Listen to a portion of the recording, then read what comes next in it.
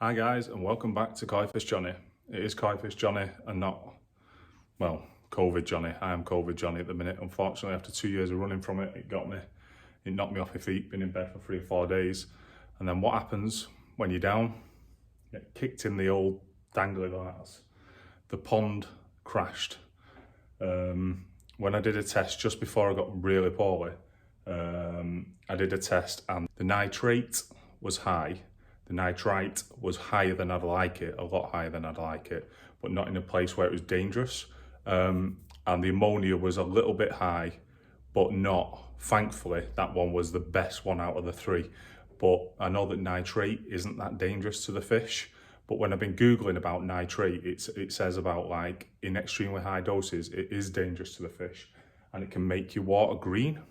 I had a good chat recently with one of the lads off here, Jamie from Keeping It Koi, who's a fantastic guy, very knowledgeable indeed. And he came up with some great input into what he thinks that maybe I should do, ideas and things about improving my filtration, mainly around putting a shower on. But there isn't really, because my pond is not in a corner, there isn't really anywhere to put it. I'm not that keen on having water dropping into the pond all the time, because I just feel like that might encourage herons, as we've never had an issue, but if there's running water, they'll hear it at some point and get turned on by it. So I've had to do a bit of looking about what's best that suits me. So yeah, when I've done my checks, I've found that the water isn't perfect, and naturally that coincides with getting COVID and being pretty much in my bed for the past 3 or 4 days. Just hence the dressing gown. This is all I've been wearing, dressing gown. I'm a warm-blooded man and I never wear top really, to be honest. Now I'm just walking around in a dressing gown, fearing going outside, but we are going to go outside.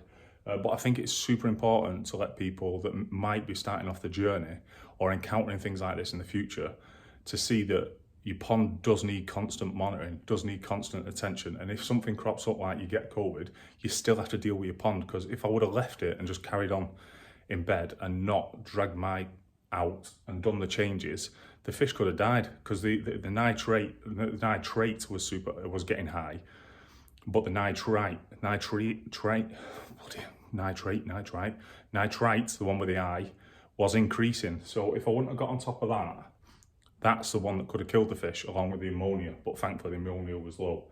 So anyway, I hit the panic button. I did 10% water change straight away, so down to where it comes into the nexus, fed that out. And I did, over the past 7 days, I've done 10% water changes, pretty much every day. And I've cleaned the nexus out, probably on average about 4 times a day, just to try and get as much out as I can and fresh water in, just to try and balance it. I also got the bio balls and I've popped them in. We'll have a walk around the back in a minute. I've ordered the pond bomb. I've ordered, you can probably see it. Can you see it there on the back, the hot tub? You can see it there. I've ordered, that's just been delivered now. I ordered another 50 litres of K1 media for the Nexus, because the Nexus 220 comes with 50 litres of K1, but it says it can take up to 150 litres of K1. So while having that increase, that 100% increase, I'm now moving to 100 litres of K1 media in the Nexus. The biological filtration will improve, but it will take time for the media to mature, so it isn't going to be an immediate impact thing. So I'm going to throw the pond bomb in when that arrives tomorrow, as well as the pond balls that are already in there, because I've checked on them, you can't overdose them, so I'm buzzing about that. And I've also ordered something else. I just don't think I've got the place, or I'm just not keen on having the shower sort of on the pond, which I'll flip you around in a minute and get rid of my head and get more of the pond in. And I'll sort of talk through with you. But so if you've got some opinions, or you think this might be better or that might be better in relation to improving the filtration and also improving the look or keeping the look of the pond without damaging that. So yeah, I'll flip you back round in a minute, guys. We're going to go right outside now. As you can see, actually, before I flip you round, oh geez, that's creaky. 1 second. There you can see the pond water is quite green. And on another note, I've been looking at since a lot of people have converted over to the Hannah test kits, I was thinking about doing it. They are super expensive, like everything is at the minute. But I actually like this, the Pond Lab thing. And the reason being for this is I've got 2 young children, and I know that nobody ever explained to me when I was younger about things like the importance of pH, the pH balance, and how it is present in everything. And ammonia, nitrite, nitrate, acidity, alkalinity, and general hardness, all them pHs and the periodic table. Nobody ever explained to me what the importance was of them. So I see an opportunity to help my sons gain a bit of an advantage in their science classes and also make it fun. Do you know what I mean? So that's something that I would say is a massive benefit to having a test kit like this and having koi. You can educate your children at the same time. Okay, so lecture over with. Let's flip you back round. Okay guys, so as you can see there, the water quality is poor, very poor. You can see down just about, if we go on top, that gives it a better picture. The water quality should not be like that, but because the nitrate is so high, that's why it's like that, and the algae and stuff. But we are going to get on top of that. So if we just walk round the back there, and I will show you what's going to happen. This Evolution Aqua K1 media, which is apparently better than all the other media, dramatically increases the efficiency of the filter system. So you can see there, that's where it's going to be going, the outlet chamber. Currently got very mature 50 litres in there, so we're going to be increasing it by 100%, so 100 litres. So that should significantly improve the filtration system in time. Helps remove NO3, which is what we're looking for, less green water. So improved nitrification compared to all other media. So that's what I went for, even though it's a little bit more expensive than the rest. I'm going to be banging that in there, but let's have a look and see if we can see any of them balls knocking around. Little black balls there, you can see a few popping around. You know what I mean? Little tiny black balls. Like I say, this has been getting dropped a lot. Like, it's been dropped once this morning already. I've proper been hammering inside as well with the old toilet brush that hasn't been using a toilet but in here, to just disturb as much as I can and get it out. So I've also, in an effort to combat this nitrite, the water quality issue, I've increased the pump speed to 90 from the bottom drain into the Nexus. And I've also, sorry I can't keep it stable, increased the speed of the skimmer going through the UV light around the back that I did a video on recently to 80. So it's really pumping around and disturbing everything. So it is improving the water quality and the visibility within the water, but this should help no end. So I'm going to walk you around the front now, because what I've decided to do is I've just bought a new piece of equipment, which is the Tempest, the Evolution Aqua Tempest. Let me drop you back. Yep, so I'll drop you back there for a reason. And my idea is to put the Tempest on because it does biological and mechanical filtration of the water. And some of the people that I have a lot of respect for highly recommend it, like Tim at Quality Nishigoi and Dazzle.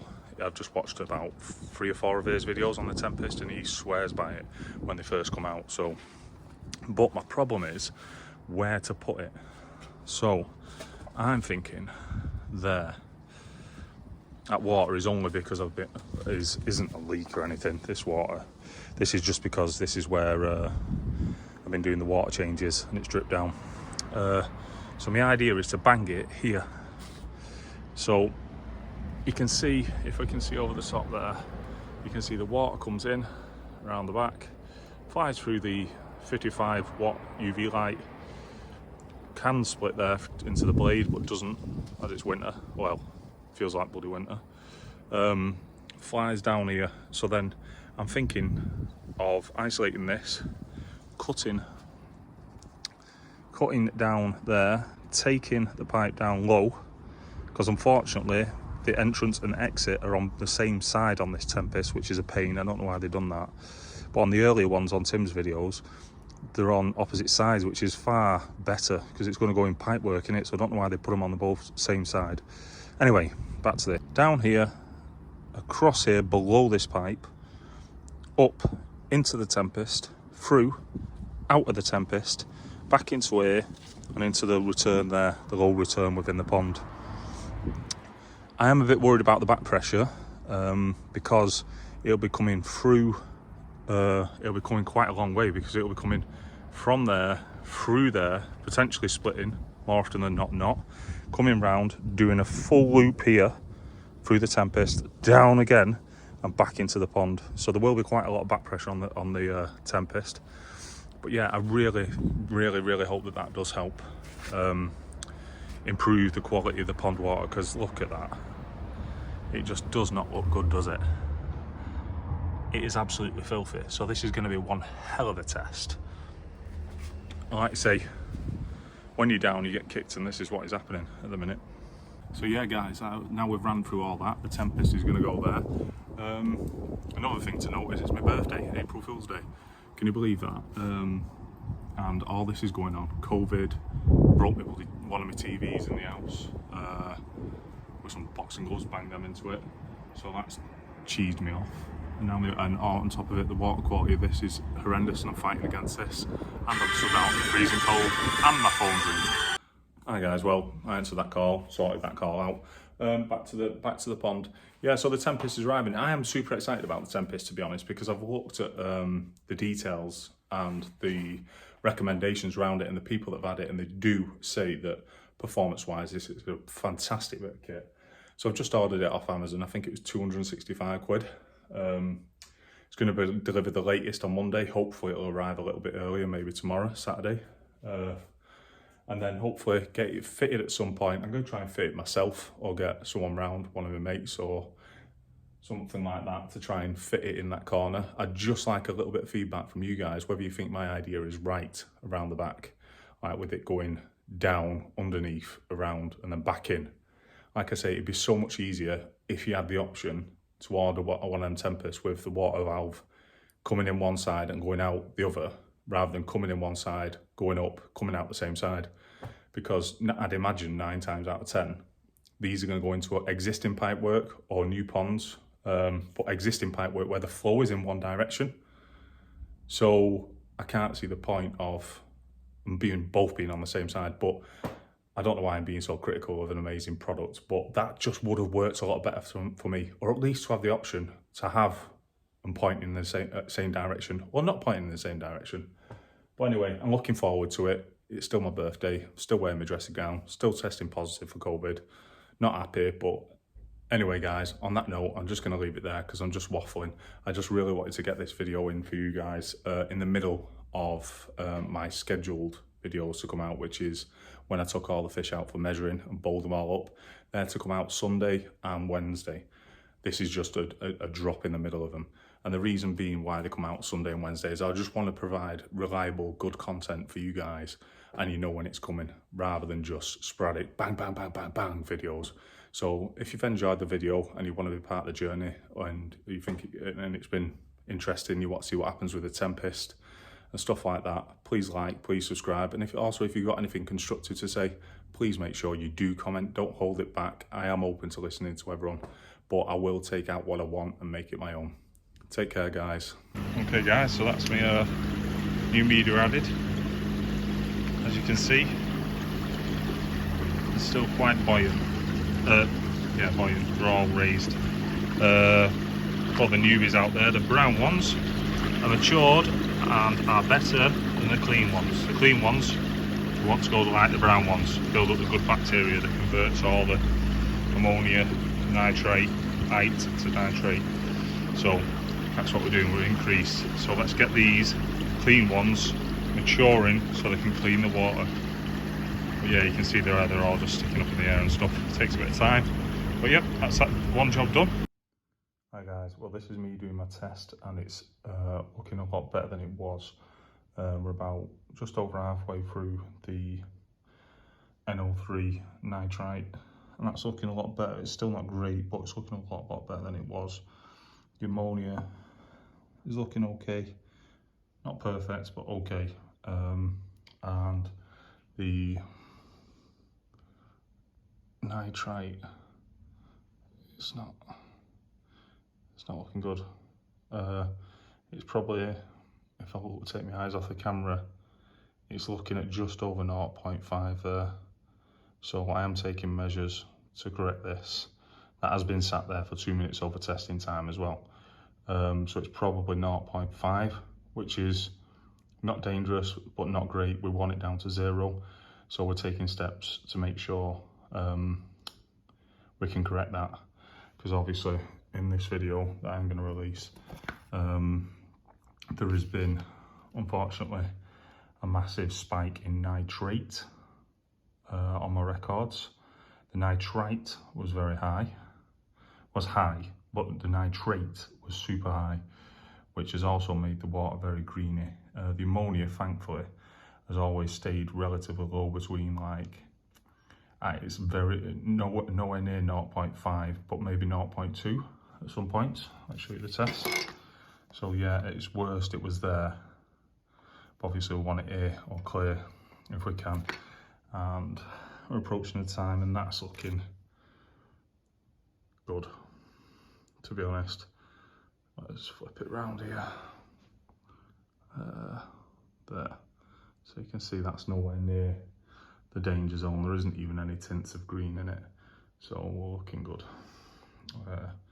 Let's go back to it, pop her in there. We've just got a minute or 2 minutes to do.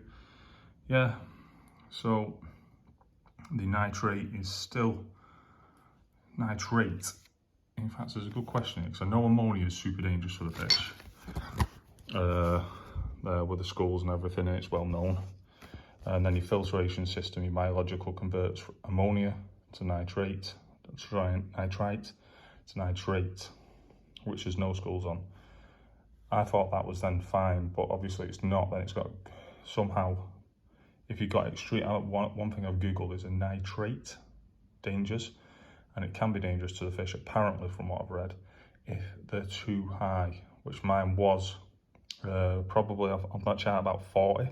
So I was like 40, maybe even a little bit more than 40 at some point, and it panicked me. So on top of everything else at the minute, it wasn't what I needed, but it was necessary to take the measures that I took. So now I've covered the testing, I'll go back to hopefully doing more of the videos to tell you what I've been up to.